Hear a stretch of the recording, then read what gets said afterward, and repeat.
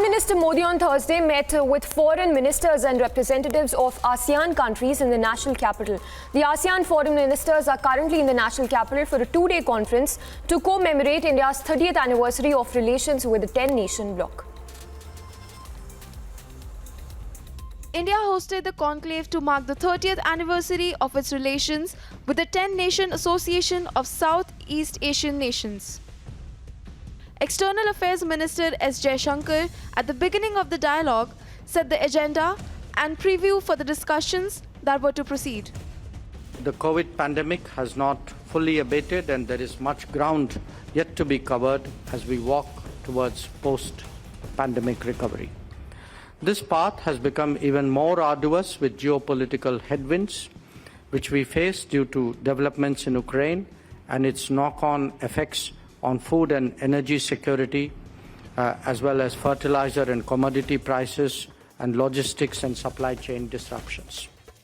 Representing India, the minister spoke of a more invested partnership as it enters its fourth decade following 30 years of its completion.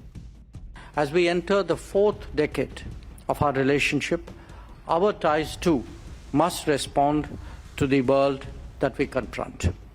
A better connected India and ASEAN would be well positioned to promote decentralized globalization and resilient and reliable supply chains that is so needed by the international community. At the evening address, the minister spoke about the reasons the country ought to look for a greater relationship between the countries. The world is currently experiencing turbulence, which along with the consequences of the pandemic has made the global outlook even more uncertain and complex. Developments in our own region too have had their implications, whether we speak of Afghanistan or of Myanmar. Further away, the conflict in Ukraine is exacerbating concerns over food, fertilizer, and fuel security. This global scenario highlights the need for countries of the Indo-Pacific to enhance their cooperation and, in fact, to stand together. The External Affairs Minister went on to pay particular emphasis on ASEAN as a strategic partnership.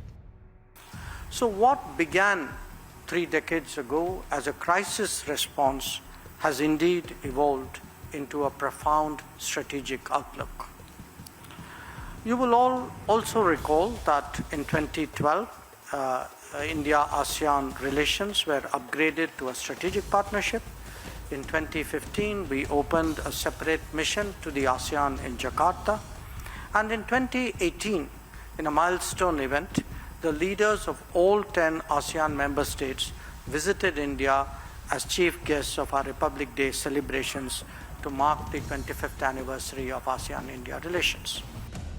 Representing India's interests, Dr. Jaishankar elaborated on the organization's significance to India in the global geopolitical sphere.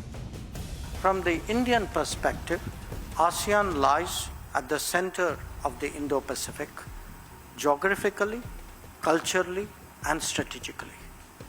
ASEAN's centrality is therefore self-evident, especially as its architecture has such wide coverage. Put forth by the Prime Minister at the East Asian Summit in 2019, the Minister offered other countries of the ASEAN to be a part of the Indo-Pacific Oceans Initiative. It was for this very reason that Prime Minister Modi announced the Indo-Pacific Oceans Initiative at the 2019 East Asia Summit. The IPOI shares strong convergence with ASEAN's own outlook on the Indo-Pacific.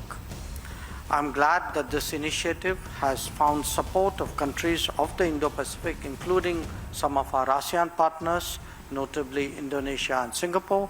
We would welcome the interests of others in this initiative. With the strategic significance given to ASEAN, as well as the promotion of the IPOI among its member states, the relations India wished to forge with the member states of the two initiatives may pose itself as a formidable bloc in the geopolitical atmosphere of the world in the coming years. Bureau Report, Republic TV.